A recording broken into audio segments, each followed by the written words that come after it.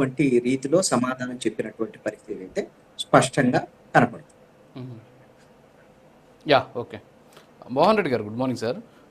Okay, Bharat పోయి పాకిస్తాన్లో ఉన్నటువంటి ఉగ్రవాద శిబిరాలను టార్గెట్ చేసుకుంది. అక్కడ సివిలియన్స్కి ఎలాంటి ఇబ్బంది తలెత్తలేదు. అలాగే పాకిస్తాన్ ఆర్మీకి సంబంధించినటువంటి అనేక కేంద్రాలు ఉన్నాయి అక్కడ. వాటి జోలికి కూడా వెళ్లకుండా కేవలం ఉగ్రవాద శిబిరాలను మాత్రమే టార్గెట్ చేసుకుని దాడులు చేసింది. కానీ పాకిస్తాన్ మాత్రం నిన్నటి నుంచి ఎల్ఓసి దగ్గర ఎస్పెషల్లీ పూంచ్ సెక్టార్లో భారీ ఎత్తున కాల్పులకు తెగబడుతుంది, చిన్నపిల్లల్ని చంపేస్తుంది, మహిళల్ని చంపేస్తుంది. అంటే ఒక రకంగా చెప్పాలంటే చాలా పైశాచికంగా ప్రవర్తిస్తూ వస్తూ ఉన్నటువంటి పరిస్థితి. మరి దీన్ని ఎలా చూడొచ్చు అంటారు? వాస్తవంగా పూంచ్ సెక్టార్ ప్రాంతంలో ఎలా ఉంటుంది సిచ్యువేషన్? నమస్తే సార్. మనము ఇండియన్ ఆర్మీ మొన్న చేసినటువంటి సింధూర్ ఆపరేషన్, ఇది కేవలం పాకిస్తాన్ పెంచి పోషిస్తున్నటువంటి ఉగ్రవాద స్థావరాల మీదనే మనము అటాక్ చేశాం. పాకిస్తాన్లో ఉన్నటువంటి ప్రజలు కానీ వాళ్ళ మీద కానీ ఎటువంటి అటాక్ మనం చేయలేదు. ఎందుకంటే ఈ ఉగ్రవాదులు మొన్న పహల్గాంలో చేసినటువంటి ఈ పని టోటల్ వరల్డ్ లెవెల్లో కూడా కానీ అందరినీ చాలా వరకు అందరు బాధ పెట్టించిన విషయం. ఈ ఉగ్రవాద స్థావరాలను పెంచి పోషిస్తున్నది పాకిస్తాన్ అనే విషయం వాళ్ళు కూడా తెలుసు.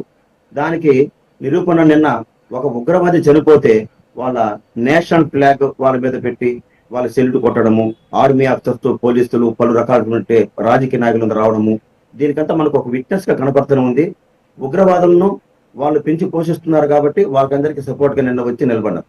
వాళ్ళు ఉగ్రవాదులే కానీ పాకిస్తాన్ పౌరులుగా కాదు.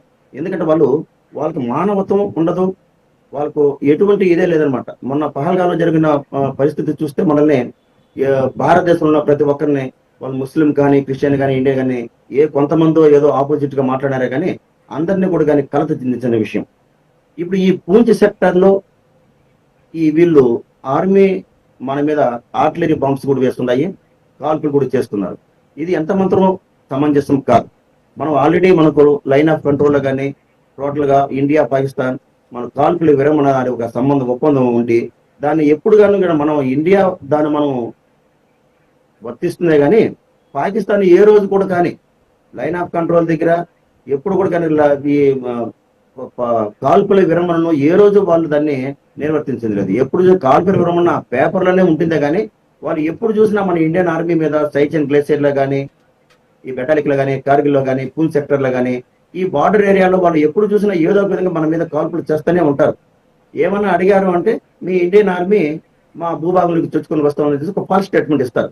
యాక్చువల్గా మన ఇండియన్ ఆర్మీ మన సరిహద్దులను కాపాడుకుంటూ మన భారతదేశంలో ఉన్న పౌరులకి స్వేచ్ఛను కాపాడుకుంటూ అక్కడ మనం డ్యూటీ చూస్తూ ఉంటాం. కానీ వాళ్ళు ఫాల్స్ స్టేట్మెంట్ ఇస్తారు, మీ ఆర్మీ మా ఏరియానికి చొచ్చుకొని వస్తుంది, అందుకని మేము కాల్పులు చేస్తాము అని చెప్పేసి. ఇది వాళ్ళకు పరిపాటి అయిపోయింది ఎప్పటి నుంచో కూడా. కానీ ఇప్పుడు నిన్న జరిగిన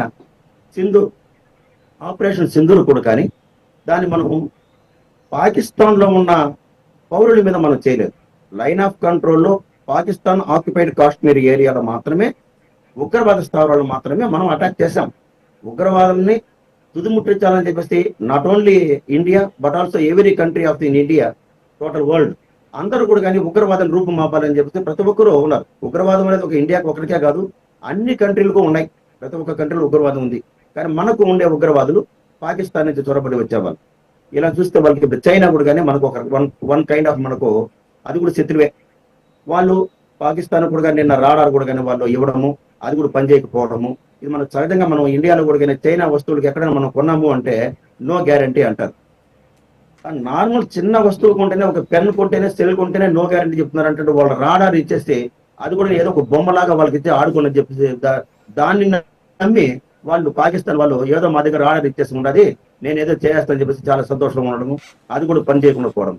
దీన్ని బట్టి చూస్తే వీళ్ళందరూ కూడా కానీ ఎదుటి వ్యక్తుల్ని ఇప్పుడు ఒక శాంతిపూర్వకంగా ప్రభుత్వాన్ని నడుపుతున్నటువంటి ఇండియా మీద వీళ్ళు ఏదో చేయాలని చెప్పేసి అనుకుంటున్నారే కానీ అది ఏనాటికి ఎప్పటికీ కుదరని పని. ఎందుకంటే మన దగ్గర పటిష్టమైన స్ట్రాంగ్లీ డిఫెన్స్ మన దగ్గర ఉంది. అటు ఎయిర్ ఫోర్స్ కానీ, నేవీ కానీ, ఇండియన్ ఆర్మీ కానీ, మనం ఎటువంటి కంట్రీ కానీ శత్రువులు యా పక్క నుంచి వచ్చినా కూడా కానీ మనం దానికి ప్రాపర్ గా మనం అటాక్ చేయగలుగుతాము, నిలబడగలుగుతాం, వాళ్ళు తిప్పి కొట్టగలుగుతాం. ధైర్యం అటువంటి మెన్, అటువంటి అమ్యూనిషన్, అటువంటి ఆర్మ్స్ మన దగ్గర అన్ని ఉన్నాయనే విషయం ఇప్పుడు నిన్న జరిగిన ఒక ఆపరేషన్ సింధూర్ విషయంగా ప్రపంచ దేశాలుగా మనం ఒక ఎగ్జాంపుల్ గా చూపించాం. అందులోనూ సింధూర్ అనేది ఒక భారతదేశంలో ఉన్నటువంటి మహిళలే కాకుండా ప్రపంచ దేశంలో ఉన్న మహిళలు కూడా కానీ ఎటువంటి గొప్ప విషయం అనే విషయాన్ని మనం చాటి చెప్పాం.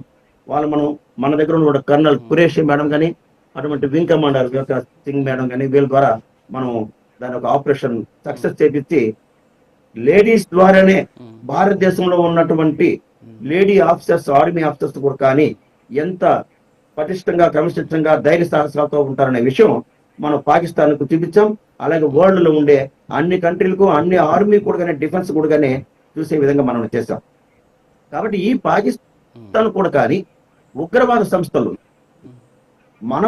మన మీదనో ఇంకెవరి మీదనో పాకిస్తాన్ నుంచి వచ్చే ఉగ్రవాదులు అటాక్ చేయడము, తిరిగి మనం వాళ్ళు కొట్టడము అనే కాకుండా పాకిస్తాన్ కూడా కానీ ఒక సేఫ్టీగా, సంతోషంగా వాళ్ళు ఉండాలని అనుకుంటే ఆ ఉగ్రవాద స్థానాలకు వాళ్ళకు ఫండ్స్ ఇవ్వకుండా చేయడము, వాళ్ళని నిలుపుదల చేయడము, వాళ్ళని అరెస్ట్ చేయడము, ఆ బంకర్స్ అంతా వాళ్ళే పగలగొట్టడము, ఇలాగ వాళ్ళే కూడా కానీ చేసినారంటే పాకిస్తాన్ లో ఉన్నటువంటి ప్రజలు కూడా కానీ సుఖ సంతోషంతో, శాంతితో ఉండే పరిస్థితి వస్తుంది. కానీ వాళ్ళకు ఇది ఏమి పాడు బుద్ధి పుట్టిందో ఏమో కానీ 1947లో మనం విడిపోయినప్పటి నుంచి దాయాదులుగా ఉన్నామే కానీ ఎన్నో కంట్రీలు, ఈ ప్రపంచంలో ఎన్నో కంట్రీలు రెండుగా విడిపోయాయి. ఎవరి బతుకులు వాళ్ళు బతుకుంటున్నారు, ఎవరి విధంగా వాళ్ళు ఆర్థికంగా, సైన్స్ గా వాళ్ళ విధంగా వాళ్ళు ఎదుగుదల చేసుకునేసి చేసుకుంటున్నారు. కానీ వీళ్ళ వల్ల మనం ఏదైనా భారతదేశంలో మనం కొద్దిగా ఒక ఎదుగుదల కావాలని అనుకుంటా ఉన్నప్పుడు అంటే వీళ్ళు మనల్ని ఈ చిన్న చిన్న దెబ్బలు కొట్టడము, మనకి చాలా విధమైన నష్టం కలిగించడము ఇలా చేస్తున్నారు. ఇలా చేసే దాని వల్ల మనకే కాదు, వాళ్ళు కూడా నష్టమే అనే విషయం వాళ్ళకు ఒక మూర్ఖత్వంగా ఉండాలి కానీ వాళ్ళు దాన్ని ఆలోచించలేకపోతున్నారు.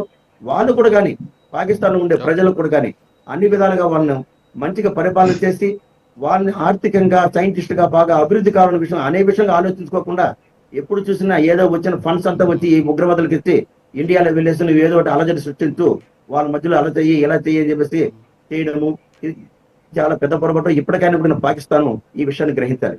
సెకండ్ థింగ్, వాళ్ళు పహల్గాంలో మనల్ని కొట్టారు. ఓకే, వస్తాను సార్, మీ దగ్గరకు వస్తా. ఒక్క నిమిషం ఇంత ముందు కూడా కానీ మనల్ని చాలా విధాలుగా మనల్ని దెబ్బతీస్తున్నారు. ఇప్పుడు యాక్చువల్ గా మనం వాళ్ళకి ఇప్పుడు పూర్తిగా కానీ ఇంకా ఎటువంటి దెబ్బ కొట్టదు, జస్ట్ వడ్డీ మాత్రమే ఇచ్చాము. ఇంకా ప్రిన్సిపల్ అమౌంట్ మన దగ్గర ఉంది. ఇంకా కొద్ది రోజుల తర్వాత దీన్ని కూడా మనం వాళ్ళకి ఇచ్చే పరిస్థితి వస్తుంది. ఓకే, సునీత రెడ్డి గారు గుడ్ మార్నింగ్ అండి. వాస్తవంగా పాకిస్తాన్ ఏం చెప్తోందంటే మా దగ్గర ఉన్నటువంటి సైనికుల మీద దాడి చేశారు, మా దగ్గర ఉన్నటువంటి పౌరుల మీద